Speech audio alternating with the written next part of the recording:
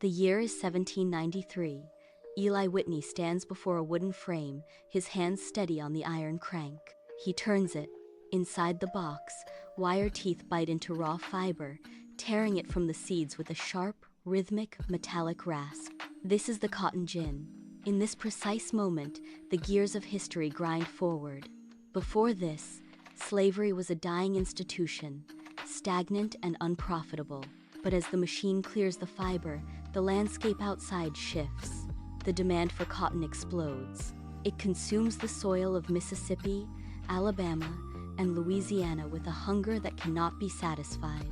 The South transforms into a global powerhouse, turning white fiber into white gold. Land is seized, and the need for labor becomes an insatiable, violent force. By 1860, cotton accounts for over half of all American exports.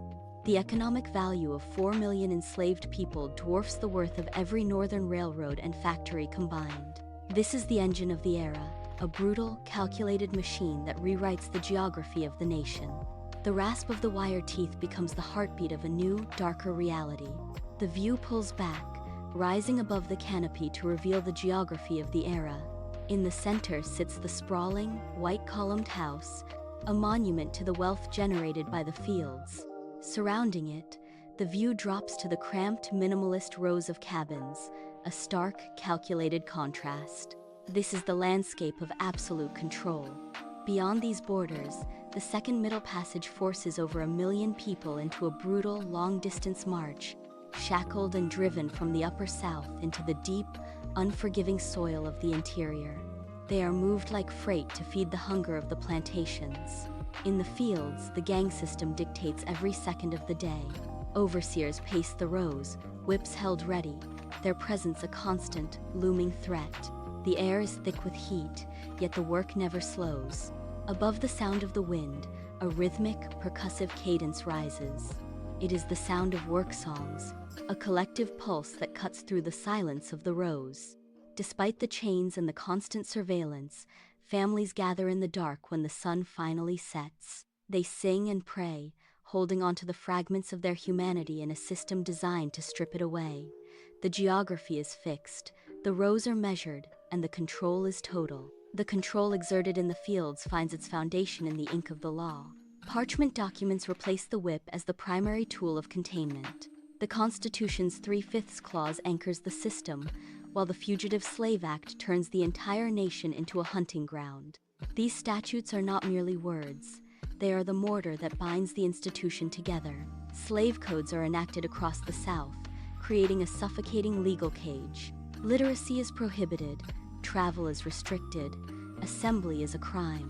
Every movement is monitored, and every act of defiance is met with the full weight of the state. In 1857, the Supreme Court delivers the final blow with the Dred Scott decision. The ruling is absolute. Black people possess no rights which the white man is bound to respect. This decree strips away the last vestiges of legal personhood, turning human beings into property by judicial mandate. The law codifies the hierarchy into the bedrock of the Republic, ensuring that the system is not just a practice, but a protected reality. 4 million people are trapped within this legal architecture. The law has turned the entire nation into a machine of exclusion. The cage is complete. The timeline of the era is marked by blood and steel. In 1808, the federal government bans the international slave trade, but the move only triggers a violent expansion of the internal market. The demand for labor intensifies, and the internal trade booms. Then, the silence breaks. In 1831, Nat Turner leads an uprising that sends a shockwave of fear through the plantation class. The response is swift and brutal, leading to even harsher codes and a tightening of the grip on the fields. By the 1840s, the economic weight of cotton dictates foreign policy, with the South leveraging its global dominance. This is King Cotton diplomacy, but the pressure is unsustainable. By 1861, the tension snaps. The nation fractures. Secession turns into the roar of the Civil War. The conflict is not fought in boardrooms, but in the mud and the smoke. The plantation class finds its infrastructure dismantled by artillery. The old order is shattered, replaced by the chaos of total war, and the bedrock of the Republic is irrevocably cracked by the weight of the steel. The war ends, but the soil remains.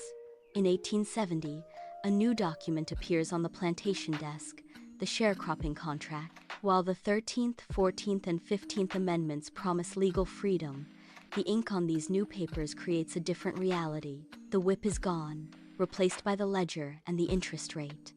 Families who once worked under the overseer now work under the weight of perpetual debt. They stand for a brief moment in the sun, as W.E.B. Du Bois observed, only to find the shadow of Jim Crow descending across the fields. The geography of the plantation persists, now defined by the cycle of poverty. Freedom is granted, but economic independence is systematically denied. The history of the soil is stained, the cycle turns, the names change, but the structure of the field remains.